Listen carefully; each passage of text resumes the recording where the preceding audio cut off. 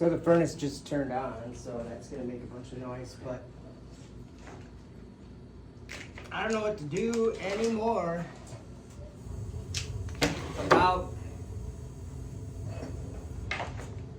what the prophets wrote about. Now, let me explain while I'm working here. I'm making some drawers, and these are the parts from, these are the sides. But I have to find my knife, there it is.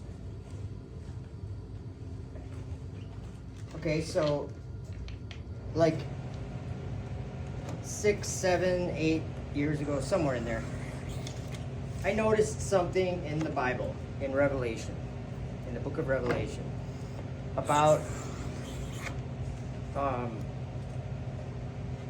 dragon. And I've been talking about it a lot because I think it's probably the most important thing during our lifetimes, that we could overcome something that I never knew before was even wicked or evil.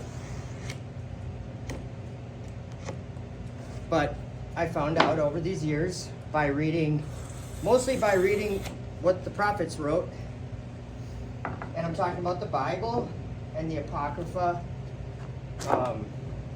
and just a lot of books that I've come across that are old books. So here's the thing that I noticed. Something supernatural has happened, and I have learned what the evidence or the proof of that supernatural thing happening is, and it's on the pages of your Bible. And it's not that I figured it out. It's that the time has come that it makes sense. Something in the world has been manifested that prophets in the Bible, Daniel and John in the book of Revelation, were shown visions of the end of the world.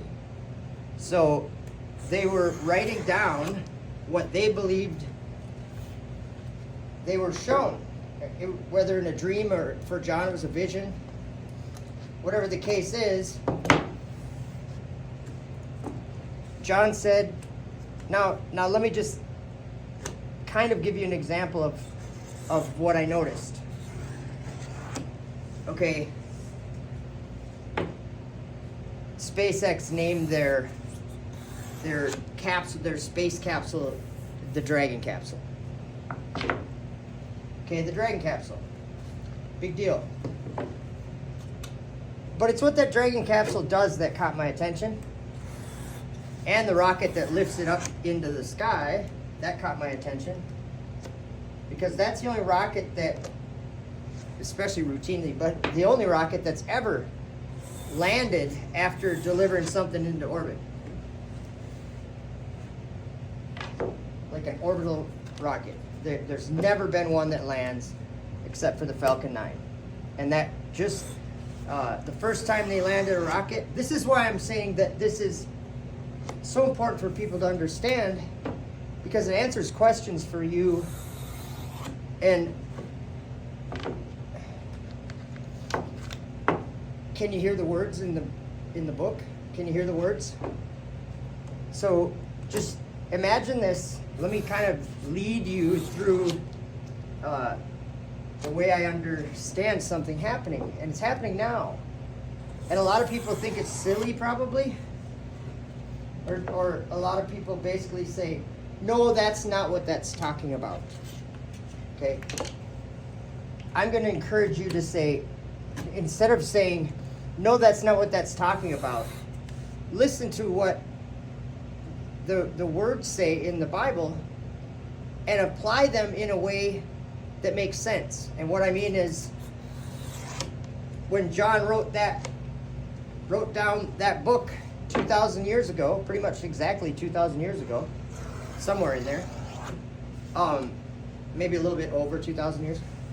But when he wrote it, there was no such thing as a combustion engine There's no such thing as an airplane. There was no such thing as really any kind of gas-powered or electric-powered anything. Or steam. 2,000 years ago, the world was a different place. So you have to listen to the vision that he saw. He's going to describe what he saw in his words. You have to remember that his words are nothing to what we have in our vocabulary today. We live in a different time. So if you're going to have to give me a second because I got to go get a nail gun. I just line these things up with this little teeny nail gun. And then I got to cut the bottoms, but maybe I'll just try to finish this and then I'll work on these.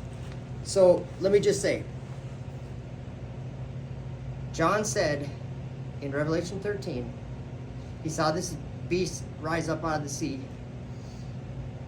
Then he said that he said, and I'll just say it like the King James Version says. He said, I beheld, means I saw, whatever. I beheld another beast coming up out of the earth. And it had 2 horns like a lamb, and it spake as a dragon. And in verse 13, he says, and he doeth great wonders, so that he maketh fire come down from heaven on the earth in the sight of men.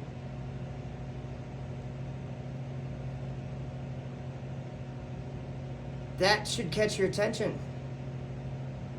They're landing this 200 and some tall rocket booster, the first stage.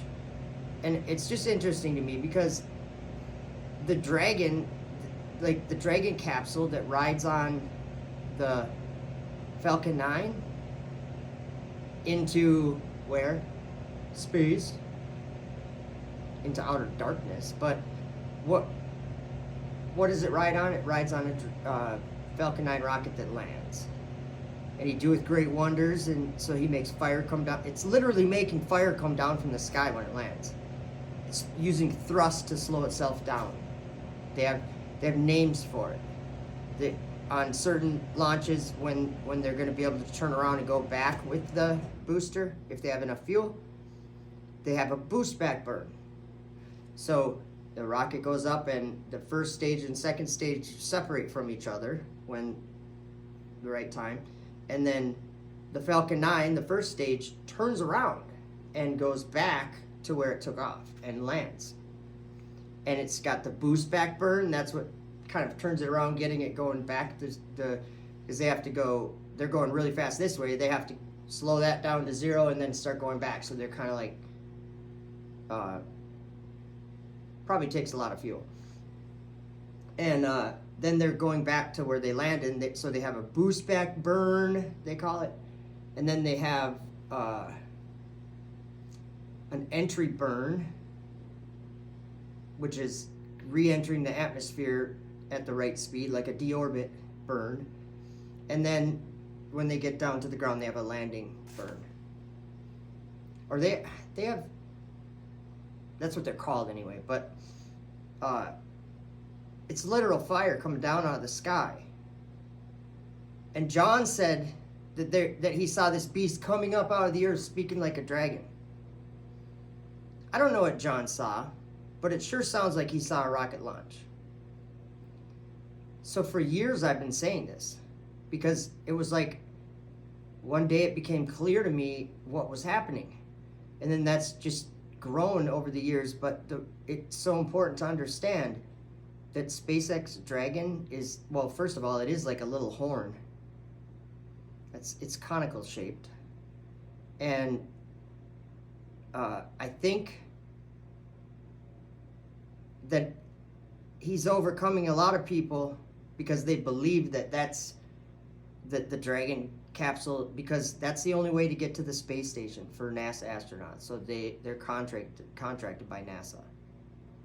The Dragon is. So NASA astronauts ride on a Dragon to go up to the space station.